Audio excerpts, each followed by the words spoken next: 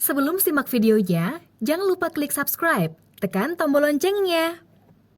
Tespek ART-ku bab 19. Janin ini akan kubawa mati. Tutur Inem. Pernyataan Anton mengukuhkan persangkaan keluarga bahwa Inem bukanlah perempuan baik-baik yang layak Mas Hangga pertanggungjawabkan kehamilannya. Kamu ngomong apa, Ton? Inem syok. Matanya membeliak menatap Anton. Walah, Nem, pas ini. Ya sudah, kamu nikah aja sama Anton. Anton loh, lelaki baik-baik, pekerja keras. Jarang-jarang ada lelaki gentle begini. Mau bertanggung jawab menikahi wanita yang dihamilinya. Mau menerima kamu apa adanya. Yang latar belakangnya seperti itu. Mbak Vita menyela Inem. Langsung menyuarakan isi hatinya lantang. Inem, nemen kowe ya. Jaluk tanggung jawab karo Hangga, tiba ne akeh tamune. Mama Indah menyilangkan kedua tangannya dengan tatap tak suka padanya. Gak apa-apa sama Anton, Mbok ya setuju. Dia perhatian sama Mbok dan Bapak, Nem. Ngayalmu ojo kedukuren, Nem. Masih ya wes kaya ngene, ojo terlalu ngarep dikawini bosmu. Lah soale salahmu dhewe, Nduk. Mbok Parni menepuk-nepuk pundak Inem. Mas Hangga mengusap wajahnya berkali-kali. Wajahnya sedikit memerah, tampak kegelisahan di sana.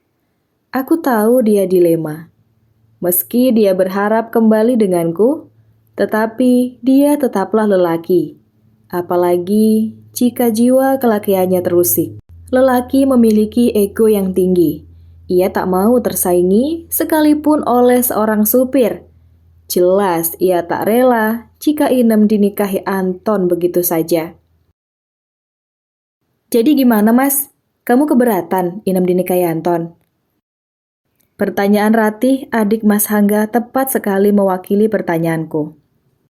Mas Hangga yang sedang menyembunyikan gundahnya itu jadi tergagap. Ya silakan. Silakan aja. Jika Anton meminta dan Inem bersedia. Itu kan hak mereka. Toh masih perlu dibuktikan sampai Inem melahirkan baru tahu siapa ayah janin itu. Jawab Mas Hangga diplomatis. Ia mengusap hidungnya setelah berbicara.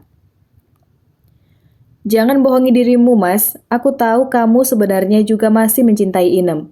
Bagaimana mungkin aku mau kembali sama kamu? Sedang hatimu saja sudah jelas menduakanku. Semuanya sudah beda. Nah, kalau Mas Hangga sudah terserah, artinya mengizinkan. Artinya juga waktunya Mas Hangga untuk kembali fokus sama Mbak Karin dan anak-anak. Setiap manusia pernah salah, tapi bukan berarti nggak ada kata maaf dan nggak bisa diperbaiki. Besar harapanku sebagai adik Mas Hangga, agar Mas bisa kembali ke Mbak Karin. Rumah tangga utuh kembali. Anggap aja ini ujian perjalanan rumah tangga menuju ke pernikahan perunggu. Memang, masa-masa seperti ini adalah masa-masa kritis rumah tangga, karena sudah mulai mencapai titik jenuh bersama. Kalau tidak sama-sama saling kuat menjaga, ya seperti ini akibatnya. Tapi kan masih bisa diperjuangkan. Lanjut Ratih. Mendengar ucapan Ratih, Inem bersuara lagi. Gak bisa begitu. Anton baru sekedar meminta. Keputusan ada di tanganku. Aku berhak menolak atau menerima. Anton memang sudah lama memintaku sama Mbok. Tapi aku memang belum mau. Anton mengada-ada itu. Mana pernah saya berhubungan begitu sama dia. Cuma sebatas dekat. Anton cuma manfaatin situasi aja di sini. Biar banyak yang dukung. Kamu jangan gitu, Ton. Kalau kayak gini, aku tambah benci sama kamu. Udah untung kamu masih bisa hubungan baik sama aku. Jangan cari perkara.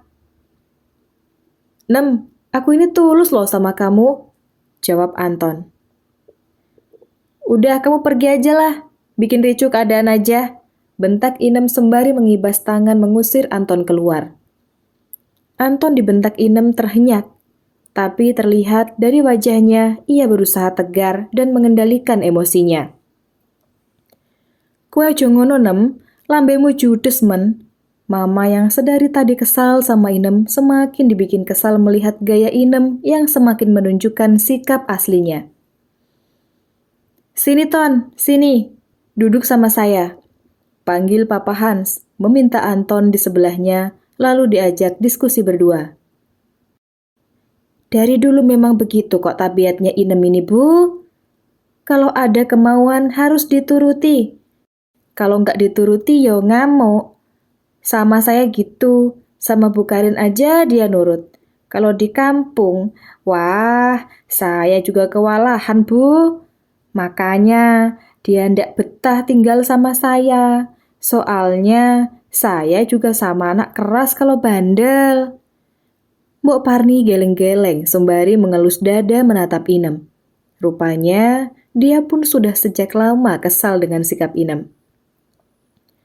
Sebenarnya aku sedikit paham, maka dari itu aku selalu mentransfer uang bulanan untuk Mbok Parni. Karena ya memang aku tahu Inem gak pernah kirim uang kepada orang tuanya.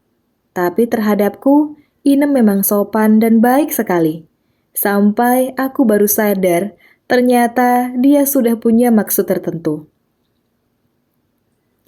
Dari pintu luar terdengar suara anak-anak. Rupanya, anak-anak memaksa Yanto untuk ikut bersama menjemputku. Aku memang mengirimkan WA ke Yanto untuk menjemput tadi. Papa! Sevina dan Hanifa berlarian dan segera memeluk papanya.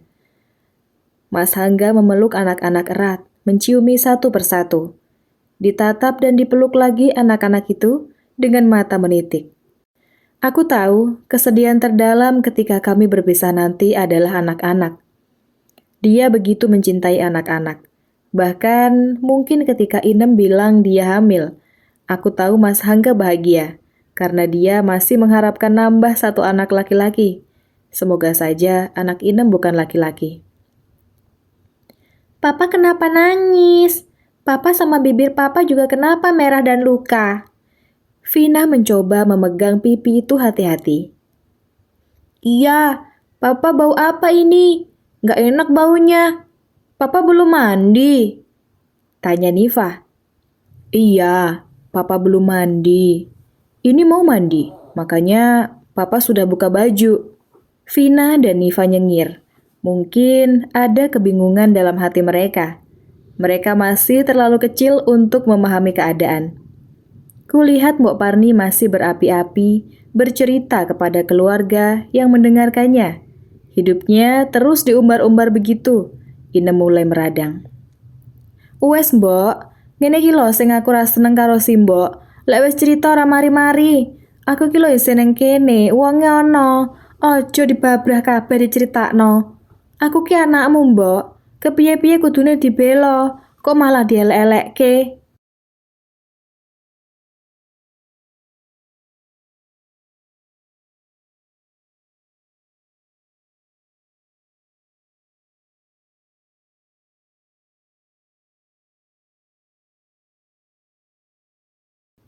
Inem mendengkus kesal. Yo ben, ancen mbok wis gemes karo kowe, Nduk. Ben ora usah mbok ulang-ulangin neh kelakuanmu kaya ngono.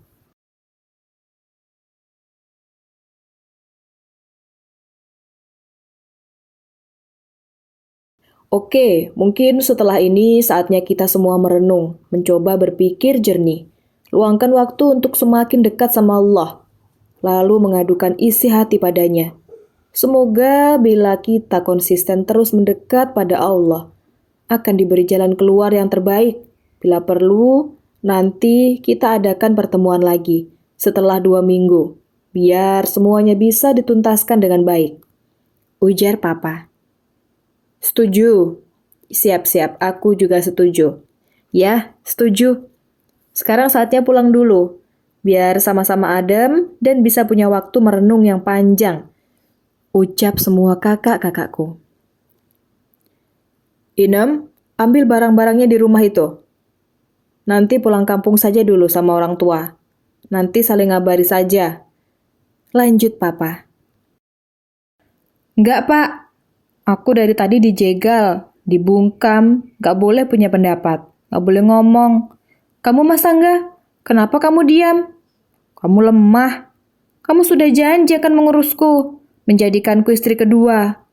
Mau memperkenalkan aku ke keluarga kalau aku istrimu yang sah dan sudah dinikahi. Kenapa sekarang melempem? Kamu jahat, Mas. Jahat. Sekarang aku cuma butuh kepastian kamu. Setelah kamu mendengar semuanya di sini, kamu mau tinggalin aku atau masih mau hidup dan nikah sama aku, Mas? Jawab, Mas. Inem berkata dengan berteriak. Bagus, dia sudah berani menyebut Mas Hangga di depan semua. Kalau memang kamu gak jawab dan gak mau memutuskan sekarang, maka aku akan pergi jauh-jauh dari kamu, Mas. Bukan untuk menikah sama Anton, tapi pergi untuk selamanya bersama janin dalam perutku ini. Ini anak kamu, Mas. Anak kamu, bukan anak Anton. Bukan juga anak orang lain. Dengar semuanya. Ngertiin aku. Ini anak Mas Hangga, bukan anak orang lain. Ia keluarkan amunisi terakhirnya. Mengancam bunuh diri lagi.